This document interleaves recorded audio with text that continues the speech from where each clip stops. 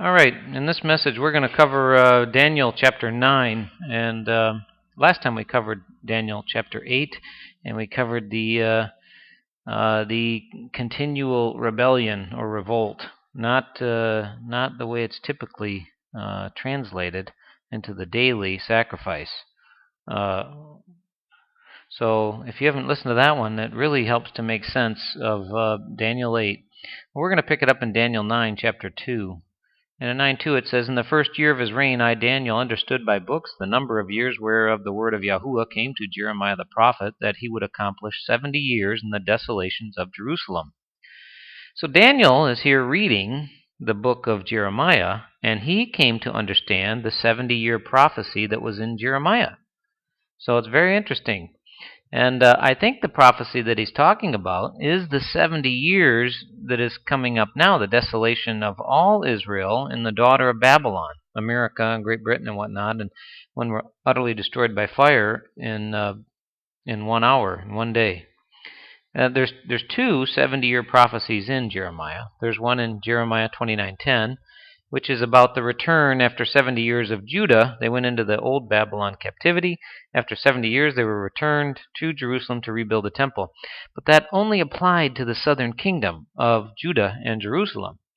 And the other prophecy in Jeremiah is found in Jeremiah 25:11 and 12. And we covered this in a previous session. But in this one it says, "These nations shall serve the king of Babylon." It's at the bottom of the screen here.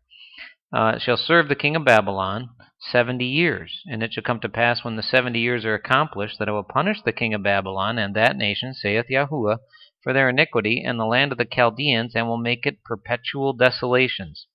Now we've covered that. That's going to apply to America when she's nuclear bombed, and the daughter of Babylon, the Babylon of the nowadays, the Israelites, gets destroyed by fire in 1 hour, and it's perpetual desolations. The old Chaldean land over there is not perpetual desolations. There's a lot of people still living there. Babylon is not inhabited anymore, but just 20 miles away there's people. And I think Daniel came to understand this prophecy because he says he understood the 70-year prophecy, and as it goes on here, you'll see that it applies to not only Judah, Jerusalem, but unto all Israel. Twice in this passage he covers that. Well, the only one of these 70-year prophecies from Jeremiah that applies to all of Israel is the one that's coming upon us here in the latter times, these 70 years. So going on from Daniel chapter 9, verse 3, "I set my face unto the Lord God to seek by prayer and supplication with fasting and sackcloth and ashes. And I prayed unto Yahuwah my God, and made confession and said, O Almighty, the great and dreadful God, keeping the covenant and mercy to them that love him, and to them that keep his commandments. We have sinned and have committed iniquity, and have done wickedly, and have rebelled, even by departing from thy precepts and from thy judgments. Neither have we hearkened unto the servants the prophets, which spoke in thy name to our kings, our princes, and our fathers, and to all the people of the land. O Almighty, righteousness belongeth unto thee, but unto us confusion of faces, as it is this day, to the men of Judah, to the inhabitants of Jerusalem, unto all Israel that are near and that are far off, through all the countries where thou hast driven them, because of their trespass that they have trespassed against thee." See, now if he was talking about the old one, it would be only talking about Babylon, not all the countries where he's driven them. And he includes in there Israel, the northern kingdom, not just the southern kingdom which went into the Babylonian captivity, the old one. So that's why I think he's talking about this latter-day 70-year prophecy. So he understood that. And of course, we covered Daniel 8 in the last session, which talks all about that, how we get destroyed after a continual rebellion.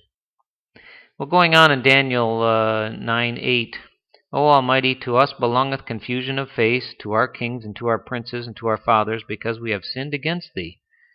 And to the Almighty our God belongeth mercies and forgiveness, though we have rebelled against him.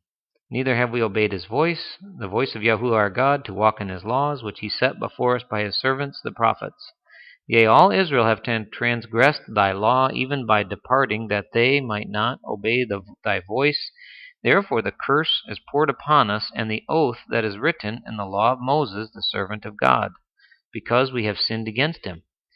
Now what he's talking about there is the song of Moses. There's a curse that that Moses says in the latter days Israel will turn and will be cursed. And it's called the Song of Moses. And I did not understand it before, but it's mentioned in Revelation, and it's in Deuteronomy 29. And we'll pick it up on the next session. We'll cover Deuteronomy 29, and we'll go over that Song of Moses because it's all about our latter time when we turn to sodomy and when we turn to breaking all of his laws and the great destruction that comes upon us. Going on in Daniel 9:12 here. And he hath confirmed his words which he spake against us and against our judges that judged us, by bringing upon us a great evil. For under the whole of heaven hath not been done as has been done upon Jerusalem. Now this great evil that he's describing here, which has not been done under the whole of heaven, that's not describing the old Jerusalem that was conquered. There was many such conquerings. What he's describing is the nuclear bomb war in this, which ends this 70-year period of the latter-day daughter of Babylon, Israel, us, America, Great Britain, and Jerusalem over there. In this war with Iran and Russia and the two other nations, Syria and Turkey, which this in chapter 8 we covered, which this prince behind the scenes is orchestrating. And if you watch Antichrist in a Cup of Tea, you'll get a better idea. If you go out to YouTube, there's a good video called "The Antichrist in a Cup of Tea." It's quite interesting.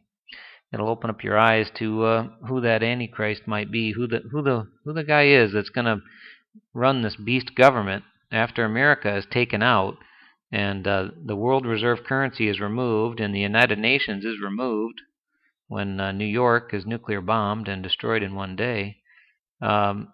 He's going to form this one world government, and that's what's described there in Daniel 8 and in many other places.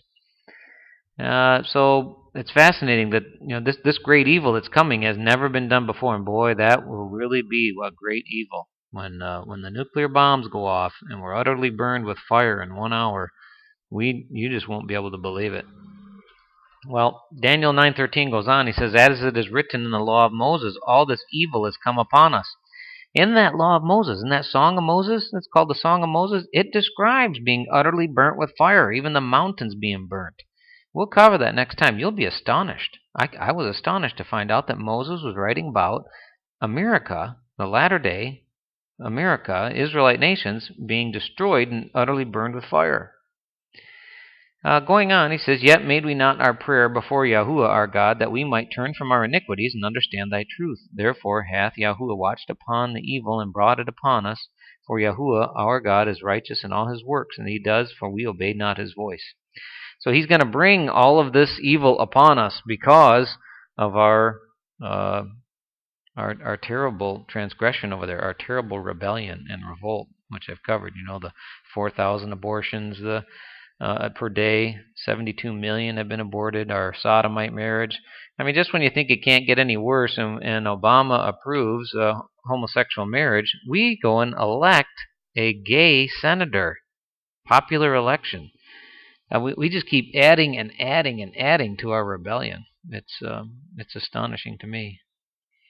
The next slide here has the timeline again, and that's what this is talking about. This prophetic timeline, and this 70 years that he's talking about, that Daniel came to understand in 9. He's talking about this 70-year period right here, from January 1st, 1942. To January 1st, 2012. That's 70 years plus a day. And or it could be as late as 1945. We've covered this before. That's when that declaration by the United Nations and all the nations served Babylon, the latter-day Babylon, the United States, for 70 years. That kicked off the counter. That was the starting point. I think it's from 42. Could be as late as 45, which would give us somewhere up till 2015. But boy, we're pressing right up close to this end times, and the destruction of America, Babylon, seems to kick it off. All right, we'll pick it up there next time with the song